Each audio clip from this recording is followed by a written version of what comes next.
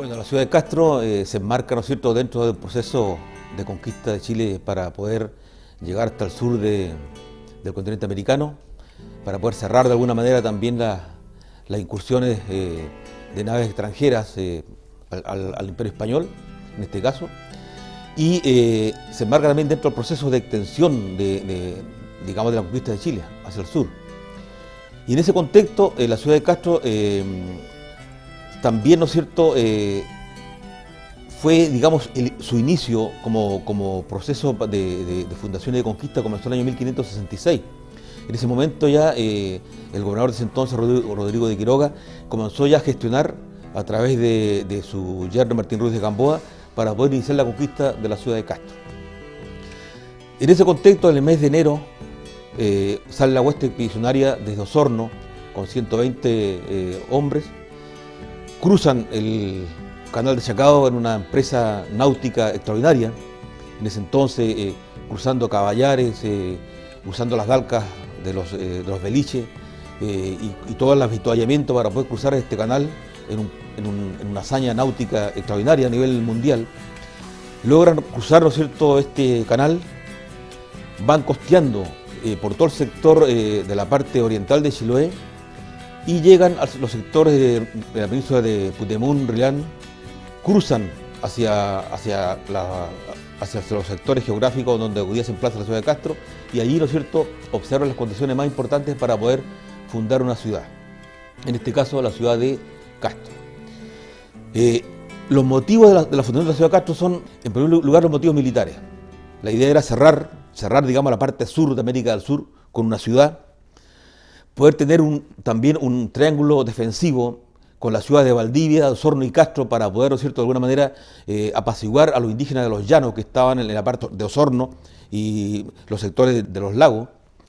Y también, de alguna manera, ¿cierto?, Castro es como deriva de castrum, de un peñón, es, digamos, un lugar defensivo y militar. Por lo tanto, cumplía con las condiciones militares para poder establecer aquí una ciudad. En los motivos económicos tenemos tres situaciones. Uno, se encontraba una gran cantidad también de avituallamiento para que, digamos, puedan los españoles, en este caso, alimentarse. Había lugares de cultivo, había también lugares para la pesca, en los sectores donde se fundó Castro, pero también había dos sectores muy importantes. Mira, uno era una masa indígena muy dócil, susceptible de ser encomendada. Y en segundo lugar también se pensaba que por las apariencias de la tierra, dicen los cronistas, aquí había también un oro volador o oro en polvo. Por lo tanto también estaba el motivo económico. Y también finalmente, fíjate, la idea también era poder colocar, ¿no es cierto?, dentro del sur, llevar una ciudad que cumpla con todas las condiciones de las leyes de India, en este caso, y de alguna manera traer el humanismo renacentista, digamos, acá y colocar orden en este lugar. La ciudad de Castro y su historia. La ciudad de Castro se encuentra emplazada geográficamente en una meseta, es decir, en un lugar plano rodeado de cerros y quebradas. Fue fundada en el año 1567 por Martín Ruiz de Gamboa y Avendaño con el nombre de Santiago de Castro, en homenaje al patrono de España, Santiago Apóstol, y Castro, en recuerdo del segundo apellido del licenciado Lope García de Castro, presidente de la Real Audiencia de Lima y en aquel entonces virrey del Perú. Al río que desemboca en el oeste de la meseta fundacional le llamaron Gamboa, en honor al conquistador, siendo hasta hoy uno de los pocos ríos que conserva su denominación hispana, porque la mayoría de los ríos chilotes en la actualidad llevan nombres de vocablos indígenas. La provincia fue bautizada con el nombre de Nueva Galicia, por el origen gallego de Martín Ruiz de Gamboa. Sin embargo, el nombre español no permaneció en el tiempo y hoy hablamos de Chiloé, que en lengua indígena significa lugar de gaviotas. Después de la fundación de Castro, los conquistadores fundan a su paso las villas de San Antonio de Chacao y de Tenaún, para afianzar su presencia en la isla grande de Chiloé.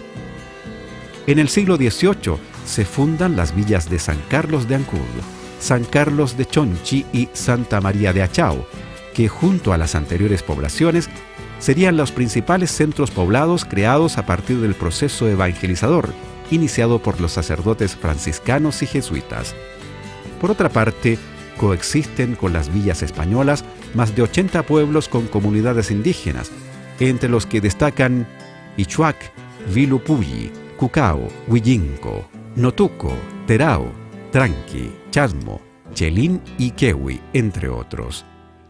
Castro, siendo una de las ciudades más antiguas de Chile, tiene una historia llena de episodios que son importantes de recordar. Uno de los pasajes más dramáticos de la historia de la ciudad fue el paso de los corsarios holandeses, quienes saquearon e incendiaron la entonces pequeña ciudad de Castro en el archipiélago de Chiloé, que en su momento era la única ciudad hispana donde las expediciones marítimas que pasaban por el estrecho de Magallanes llegaban a descansar luego de tan larga travesía. Cabe recordar que era el único paso que unía los océanos Atlántico y Pacífico, porque el Canal de Panamá fue construido en 1914. La primera visita de los corsarios holandeses fue comandada por Baltasar de Cordes en el año 1600, quien llegó a las costas de la actual comuna de Ancud, en un sector llamado Península de la Cuy, el 3 de marzo de 1600.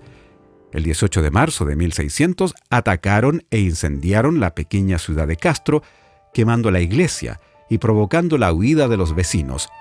Finalmente los españoles enviaron refuerzos desde Osorno y lograron expulsar a los holandeses el 26 de mayo de 1600. La segunda visita de los corsarios holandeses fue en 1643, en una expedición comandada por Hendrik Brouwer, quien se estableció en las cercanías de Valdivia.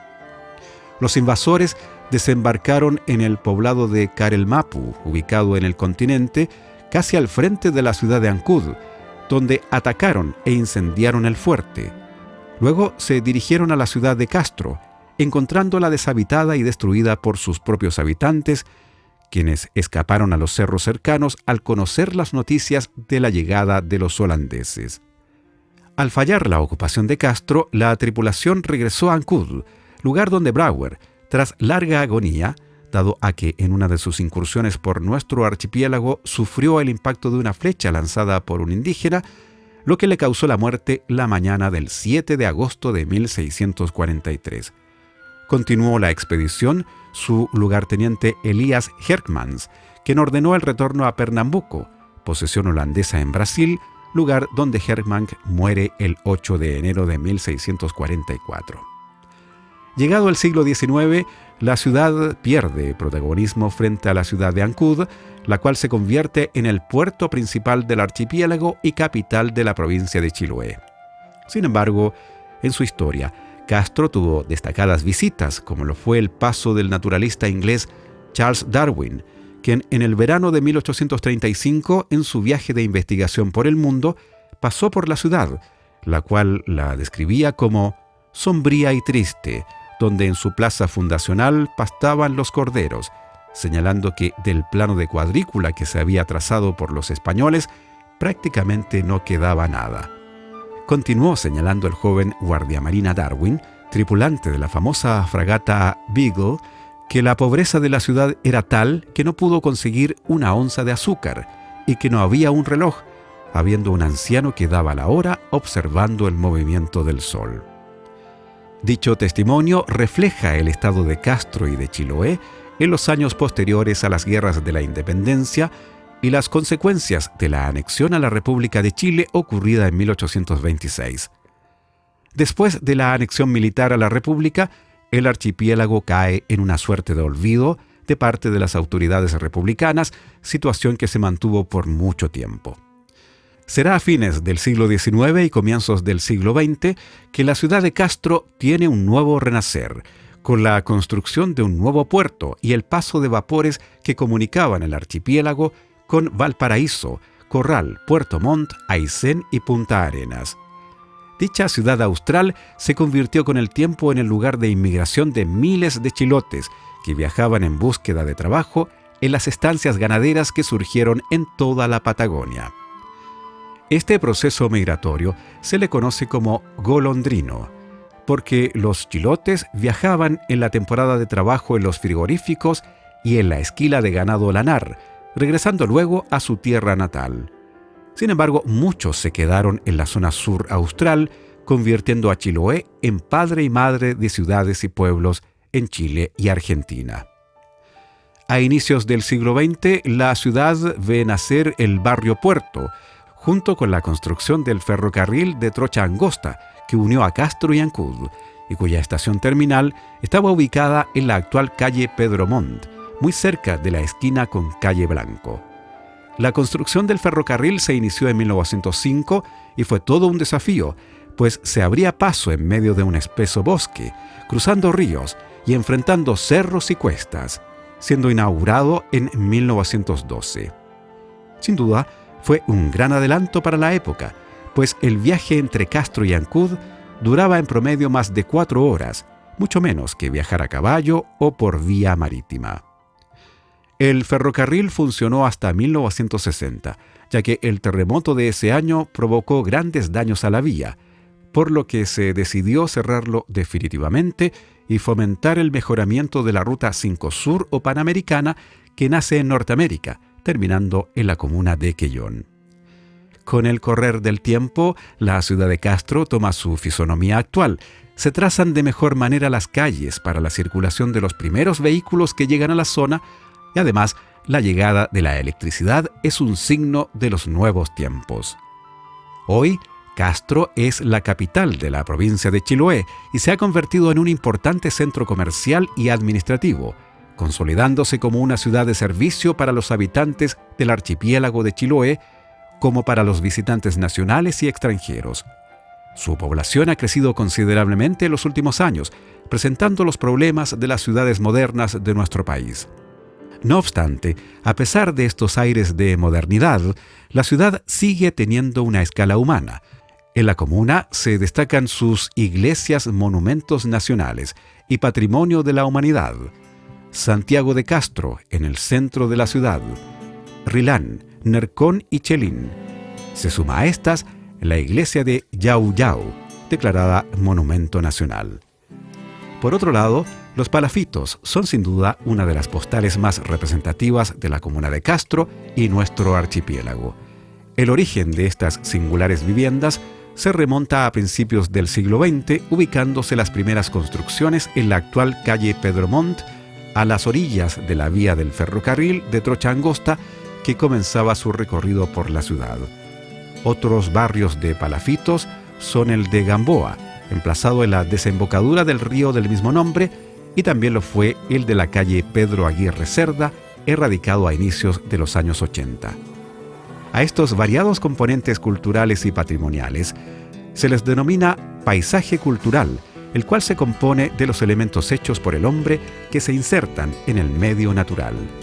Así convive el hermoso paisaje del fiordo de Castro con sus mareas que suben y bajan, sus cerros con sus sembrados y pastizales, el monte o bosque nativo que se ubica en sus cerros más altos y el bordemar con sus lanchas, playas y costanera. Todos estos atributos han brindado a Chiloé y a la ciudad de Castro importantes reconocimientos como Sitio Patrimonio Mundial, sello CIPAM, y un destino turístico destacado a nivel nacional. Por tal razón es nuestro deber cuidar nuestra hermosa ciudad, defender su patrimonio y no perder el espíritu de la minga que nos legaron nuestros antepasados para que nuestro Chiloé nunca deje de ser Chiloé. Si te pareció interesante la información que te hemos entregado, continúa investigando y leyendo sobre la hermosa historia de la ciudad capital de nuestro archipiélago.